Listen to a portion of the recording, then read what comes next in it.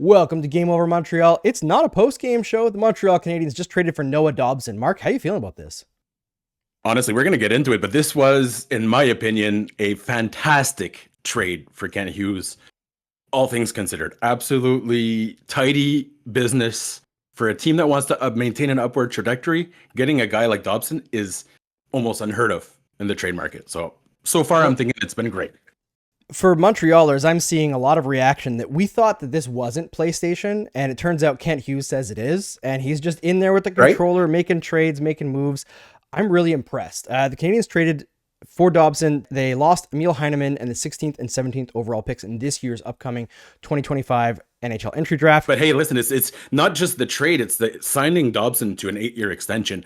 There are two things that I really like about this. First of all, by next year, that won't be an option anymore in the CBA. The new CBA has been agreed upon. It's going to be 7 years. So look for the Lane Hudson extension fairly soon as well. On that note, it ensures stability on the blue line, and it takes a little bit of pressure off Hudson. Listen, he's a great defenseman, but having Dobson and Hudson as options in your top four and on your power play, that is absolutely. I look at him as like the elite version of Mike Matheson to a certain extent. Yeah, it's a good descriptor because he has that kind of same like riverboat gambling style at times. He'll lose some pucks. He will lose some pucks. Yeah. But the difference between Dobson and Matheson is the speed at which the decisions are made. I think that's like the speed of execution. Yeah, the processor is just way higher end on Dobson, even though the skills might actually be pretty comparable overall.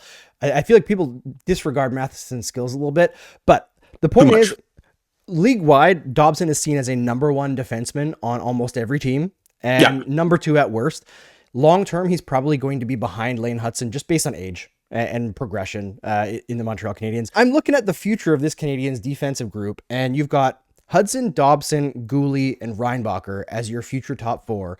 And I got so focused on that I completely ignored that Carrier exists. In 1 year, Kent Hughes went out and found two right-handed defensemen on the trade market. And listen, they paid the 16th and 17th. We'll talk about that quickly. But very reasonable prices of acquisition for both Carrier and Dobson. Dobson's in his prime, and he's going to leave. He'll be out of his prime by the time the contract's done, but you're getting his prime years. That is huge. Yes, absolutely. And I think it adds a little bit of diversity to the age group of that core as well. You know, Hudson's 21, Gooley's 23, I think. Reinbacher is 20. Yeah, so Dobson's 25. He's the old man. He's going to be the old man in that top four. Which is great, right? You want to have them clustered together a bit, but not as tightly as the Canadiens prospect were. Now they've got a little bit more veteran savvy mixed in there. Plus, like, obviously with this trade, Mike Matheson is probably not super long for this team, I assume, by the trade deadline. Last year of the contract too, right? Hey, having Mike Matheson as an option, if you want to, hey, we're getting really greedy here, but on your third pairing to play second power play unit to help Hudson and Dobson take a little pressure off there while also playing decent minutes in the third pairing, that's a nice luxury to have. I'm not sure if the Habs can afford it, but I wouldn't. Matheson will probably move, but for now, hey, it's a good problem to have. This is like mind-blowing for Martin St. Louis, isn't it? It's got to be. I mean, especially contrast with when Martin St. Louis first took over this team.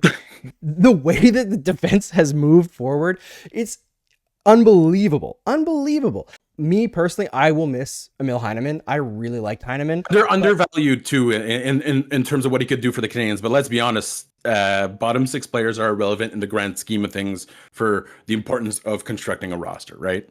Compared to a top pair defenseman, it's not even comparable. I mean, one thing I do have to say though, Andrew, I proudly and arrogantly suggested Noah Dobson would not get traded. I think it was my last show before the end of the year, and my arrogance was like through the roof. So I want to go ahead and say that not only was I wrong, but I was absolutely dead wrong. The problem with what happened with you there, Mark, is that your arrogance, you thought that you could be the most arrogant, but you forgot Patrick Waugh is in this situation, and he is more arrogant than anyone. And what I've heard is that him and Dobson did not see eye to eye, which, of course, Patrick Waugh coming into a team, somebody's got to go. It's just the way it goes. But one thing that I wanted to hit on before we close out here quickly is that the Canadiens have this top four for the future, plus Carrier for right now. And you mentioned that it takes some pressure off of Hudson to bring in Dobson. It also takes a lot of pressure off of Reinbacher. He no longer has to be in the NHL right away. He can take his time. That time is needed as well. Let's be perfectly honest. I know a lot of people jumped into the AHL playoffs, said, Mayu is ready, Reinbacher is ready. No, neither nor. If you watch one or two games, I get it. They might have jumped up, but over the whole course of the season, it was quite clear both those guys need to stay in the AHL for now. And that's another, yeah, he's more runway for his top prospects. He managed to not move. Kent Hughes managed to not move his top prospects while acquiring a top pairing defenseman. Like that's mind blowing, is it not? It is absolutely mind blowing. And I really have to say, Kent Hughes and Jeff Gorton have put their stamp on this team in a way that I did not expect this much this soon. Like, and they're avoiding what I consider the pitfall of the rebuilds, is that you kind of slowly wait. Okay, next year all the guys will be better. Next year all the guys. Well, once in a while, you got to give it a little bit of boost. You don't go Yzerman style. You don't go acquiring 37-year-old men, right? Like that's not the goal here. But Kent Hughes is improving his lineup, addressing areas of weakness, paying a reasonable cost, and he's doing it for players that are in their prime. I'll be honest, there's a few hiccups here and there for how Kent Hughes has worked this, but in my opinion, if you're grading the rebuild so far, it has to be an A+. And I don't think I'm exaggerating. It has to be an A+.